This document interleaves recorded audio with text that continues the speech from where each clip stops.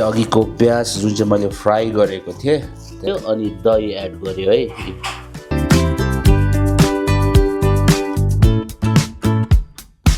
Shout out to Game India. Okay, good morning. Welcome back. New day, new video. है vlog भन्दा पनि आज video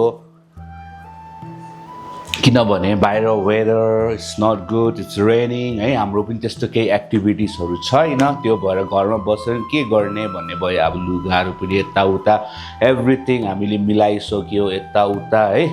अब कामै भएन क्या। अब वाट टु डु भन्दाखेरि चाहिँ वाइ नट है एउटा रेसिपी सेयर गरौँ भनेर नि। किनभने दिल्लीतिर तपाईँले देख्नु भइरहेको है एभ्री टाइम म कोर्मा भन्छ है। अब तपाईँहरूलाई आज चाहिँ म चिकन कोर्माको रेसिपी सेयर गर्ने छु है। अब हेर्दै गर्नुहोस् मजाले सेयर गर्छु हो। अब यहाँनिर एभ्रिथिङ इज डन है। तर म बाहिर गएको थिएँ, एकछिन बजार गएर आएको हुनु त सानो काम परेर। यहाँ बहिनी म्यारीले सबै प्याजहरू सबै काटेर रेडी गरेछ। जस्ट अब म चाहिँ मेरो आफ्नो इन्ग्रिडियन्ट्स हालेर चाहिँ हात मात्रै हल्लाउनु पर्ने भयो है। अनि यो चाहिँ एकदमै अथेन्टिक कोर्माको चाहिँ रेसिपी हो। मैले दिल्लीमा एकदम सिकेर आएको हाम्रो फुपूहरूको घरमा। तपाईँहरूलाई मैले पहिला कोर्मा खाँदै गर्दा नि भन्थेँ नि, हाम्रो फुपूहरूको जस्तो घरको जस्तो कोर्मा चाहिँ कहीँ पनि पाउँदैन दिल्लीमा भन्थेँ होइन। त्यही कोर्मा चाहिँ आज तपाईँहरूलाई सेयर गर्छु है। अनि तपाईँहरू पनि बनाएर खानुहोस् है। हुन्छ लु लेट्स स्टार्ट है। पहिला म कफी पिन्छु, सबै सेटल गर्छु, त्यहाँदेखि चाहिँ हामी भेट्नुपर्छ कोर्माको रेसिपीसँग है। हुन्छ ओके है। चिकन मिट इज रेडी है। धोएर सबै सफा गरेँ है। साइड बाई साइड चाहिँ यहाँनिर प्याज फ्राई हुँदैछ। यसलाई चाहिँ रातो बनाउनु पर्छ है। कसरी हाल्छ म तपाईँहरूलाई देखाउँछु है। यो चाहिँ फ्राई गरेर यसलाई रेडी गरेको अहिले चाहिँ सबै इन्ग्रिडियन्ट्सहरू रेडी गर्छु, त्यहाँदेखि हालेको देखाउँछु है तपाईँहरूलाई के लाग्छ कोर्मामा। अथेन्टिक कोर्मामा रातो हुनु दिनुपर्छ है। कम्ती फ्लेममा त्यो प्याज चाहिँ फ्राई गर्नुपर्ने हुन्छ है। त्यही यहाँको वेदर पनि है। फर्स्टमा अब के फर्स्टमा दिल्लीमा बस्दा है बिचबिचमा घर आउँदा यो वेदर देख्दा use to get so excited है। तर अहिले चाहिँ अब पानी भयो कि वाक्कै लाग्दो के साह्रो पानी परेको, घाम कहिले लाग्ने। अब त्यो क्या हामी मान्छेहरू चाहिँ त्यस्तै हुँदो रहेछ। त्यसमा पनि त्यो क्या सेटिस भन्ने चाहिँ हुँदैन रहेछ, सेटिस्फाई भन्ने चाहिँ त्यसमा पनि हुँदैन रहेछ क्या। केही न केही चाहिरहेको त्यस्तो खालको क्या। मैले यसो बुझेको नि। अहिले त अब यो बाहिरको पानी पर्दा हरेस लाग्छ। फेरि यही पानी चाहिँ फेरि लास्ट टाइम दिल्लीबाट आउँदा एकदमै मजा लाग्ने पाहाडको कुहिरो है त्यस्तो खालको क्या। अहिले चाहिँ अल्छी लाग्दो घरमै बस्नुपर्ने, बाहिर निस्किनु पनि अब नपाउने है। त्यस्तो कामहरू पनि अड्काइदिइरहेको। त्यही भएर भ्लग पनि क्या बाहिर मजाले निस्केर एक्सप्लोर गर्नु मनपर्छ। पानी परि त हाल्छ अब कसरी पनि भ्लग गर्नु, क्यामेरा भिज्छ आफै भिज्छ। फेरि यो पानीमा भिज्यो भने त्यही हो ज्वरो आउँछ, बिमार हुन्छ है। त्यसै त म अस्ति बिमार भएँ, पानीमै भिजेरै भएको खास त बाइकमा यताउता। अब यहाँनिर पानी पर्दैन, ऊ माथि गयो भने पानी परिरहेको हुन्छ। अब हाम्रो माउन्टेन्समा यस्तै हो क्या। त्यो भएर पनि है ठिकै छ। But I'm really enjoying. पुरा मिस गर्थेँ उता दिल्ली बस्दा फेरि यो वेदर, माउन्टेन क्लाइमेट, अब यहाँको ह्युमन्स हुन्छ नि। अब हाम्रो पहाडी मान्छे है रियली युज टु मिस। अब अहिले छ कदर गर्नु पर्यो क्या। हामी चाहिँ अब अलिकति टु मच क्या, जे पनि बेसी भयो भने हामी कदर गर्नै छोड्छ। नाक लागेको टाइप्सको हुन्छ नि, त्यस्तो चाहिँ हुनु दिनुहुन्न है। त्यही हो सबै कुरा है। तपाईँले बुझ्नुभयो नि के भन्नु खोजेको है। नहुँदा चाहिँ मिस गर्ने, हुँदा चाहिँ अब नाक लागेको टाइप्सको लाग्ने भन्नु खोजेको है। हुन्छ अब यो प्याज पनि फ्राई हुनु आँट्यो। त्यहाँदेखि चाहिँ रियल इन्ग्रिडियन्ट्स चाहिँ के हाल्छ I'll let you know guys है। है प्याज फ्राई भयो। प्याज चाहिँ यतिको रातो हुनुपर्छ। त्यहाँदेखि यसलाई चाहिँ मजाले यहाँनिर नेपकिन पेपर माथि राखिरहेको छु है। देख्न सक्नुहुन्छ है यहाँनिर। यसलाई चाहिँ चुरुम बनाउनु पर्छ। आफ्टर द्याट चाहिँ यो तुङमा चाहिँ यसलाई मजाले ग्राइन्ड गर्नुपर्छ क्या। म तपाईँलाई देखाउने छु है। यहाँनिर मैले अदुवा लसुन हालेँ है। अदुवा लसुन अनि चिकन हालेँ, तेल हालेँ है। अनि इन्ग्रिडियन्ट्स चाहिँ के हो भन्दाखेरि बेसी छैन, सिम्पलै छ। यहाँ चाहिँ हाल्नुपर्ने हुन्छ रङ खोर्सानी है, कश्मीरी मिर्च हल्का है कश्मिरी मिर्च हाल्यो त्यहाँदेखि चाहिँ यो चाहिँ धनिया पाउडर है धनिया पाउडर है कति स्पुनहरु त्यस्तो चाहिँ अब मलाई डिटेल चाहिँ याद भएन है अब हल्का लाटा हिसाबले बनाएको मैले पनि है यति चाहिँ हालेँ मैले हो त्यहाँदेखि चाहिँ यसलाई चाहिँ मजाले चलाउनु पर्ने हुन्छ है वन्स मोर तपाईहरुलाई भन्नेछु के हाल्यो भनेर मैले पहिला तेल हालेँ त्यहाँदेखि चिकन त्यहाँदेखि रातो खोर्सानी धनिया पाउडर हो त्यहाँदेखि चाहिँ यो हाल्नु पर्ने हुन्छ अलैँची र लौंग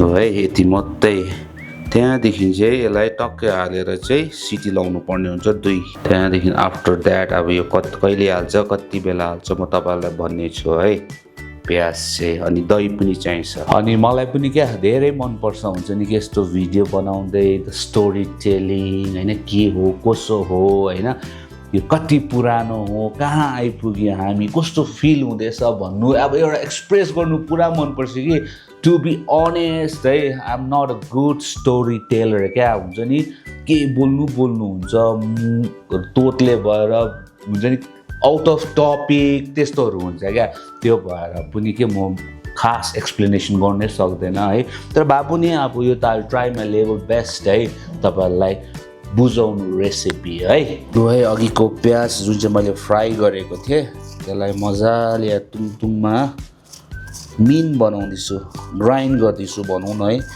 त्यसलाई चाहिँ मिन कतिजनाले चाहिँ त्यत्तिकै मात्रै छर्दिन्छ क्या बिरयानीमा हालेको जस्तो टाइप्सको कतिजनाले चाहिँ अब यसरी क्रस गरेर हाल्छ मलाई चाहिँ क्रस गरेको मनपर्छ किनभने टेस्ट मजाले आउँछ क्या अब यो पनि बेसी हाल्नु भएन ठिक्कै अब आफ्नो अन्दाजले हाल्नुपर्छ फेरि बेसी हाल्यो भने चाहिँ गुलियो गुलियो खालको हुन्छ प्याजको स्वाद है यति चाहिँ हाल्छु म पनि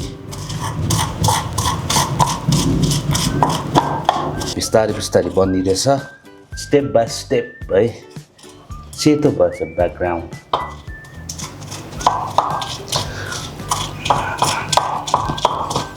प्याज पनि रेडी भयो डन यतिको मिन बनाउँदा हुन्छ मासु यहाँनिर पाक्यो अब चाहिँ यो हाल्नुपर्छ 3 सिटी लगाए चिकन है अब चाहिँ यो अघि ग्राइन्ड गरेको यो प्याज है प्याज हाल्यो हो अब चाहिँ दही चाहिँ यति हालेको क्या अब यसलाई एकछिन पकाउनु पर्छ मजाले अब यसलाई 2 सिटी लगाइदिन्छु 1-2 सिटी लगाइदिन्छु है म्यारी इज ब्याक किचनमा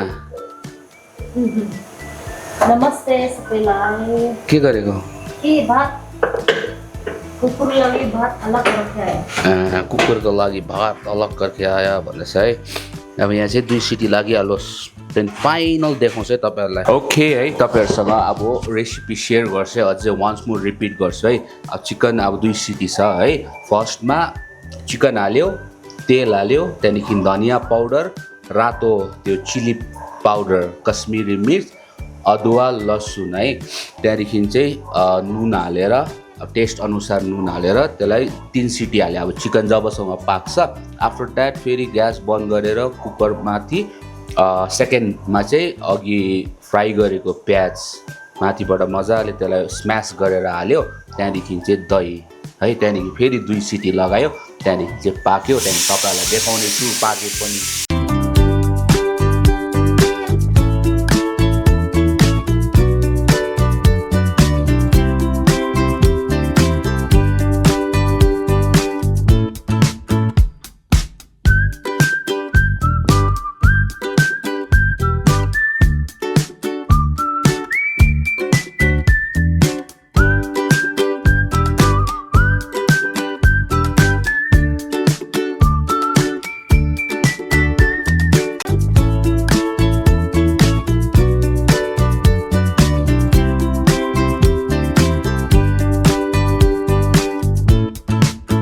है अब I will and my video है तपाईहरुलाई मन पर्यो होला सानो एउटा रेसिपी है आफूलाई मन पर्ने डिसको रेसिपी सेयर गरेको तपाईहरुसँग होप तपाईहरुले बुझ्नु भयो होला आई ट्राइड माई बेस्ट तपाईहरुलाई बुझाउनु है यसो तपाईँहरूलाई राम्रो लाग्यो भने कमेन्ट पनि गर्दै गर्नुहोस् तल है। अनि तपाईँहरू नभुल्लिकन घरमा चाहिँ बनाएर एकताल ट्राई चाहिँ गर्नुहोस्।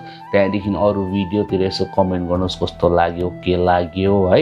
अनि त्यही लास्ट ब्लगमा जतिजनाले कमेन्ट गरिदिनु भएकोमा थ्याङ्क यू सो मच। अनि च्यानलमा जतिजना नयाँ जोडिनु भएको छ उहाँलाई वेलकम टु आवर च्यानल है।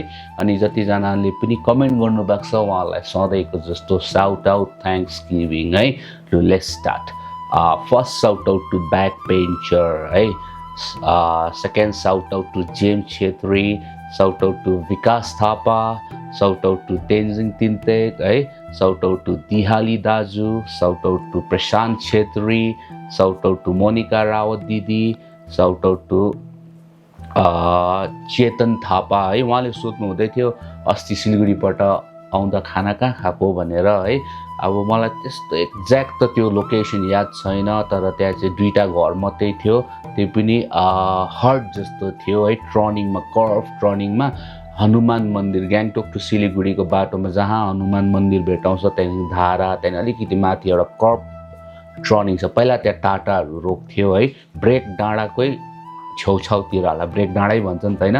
त्यहाँनिर खाएको अस्ति हामीले, त्यहाँनिर बफ सिकुटीहरू सबै थियो, राम्रो थियो खाना। दो it was very small but खाना वाज डिलिसियस, प्लस उनीहरूले एकदमै हाइजिन मेन्टेन गरेको थियो। तपाईँहरूले पनि ट्राई गर्नुहोस् है। It's on the way to Siliguri. सिलगढीबाट चाहिँ फर्स्ट भेटाउँछ, गान्तोकबाट चाहिँ अब टाइम लाग्छ है। हुन्छ, shout out to game India है। यतिजनाले लास्ट ब्लगमा कमेन्ट गरिदिनु भएकोमा थ्याङ्क यू सो मच है। हुन्छ, अब अर्को ब्लगमा भेटौँ। Till then, take care, stay safe, bye.